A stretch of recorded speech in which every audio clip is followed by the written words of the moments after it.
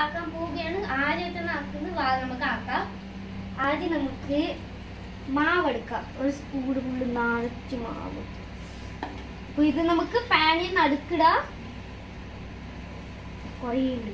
അപ്പൊ നമുക്ക് ഇത് നടുക്കുന്ന നല്ല അമർത്തിക്കൂടാ. നല്ല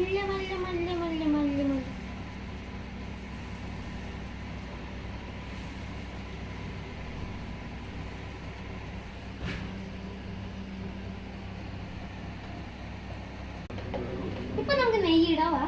കുറച്ച് കുരുങ്ങിട്ടിടാം.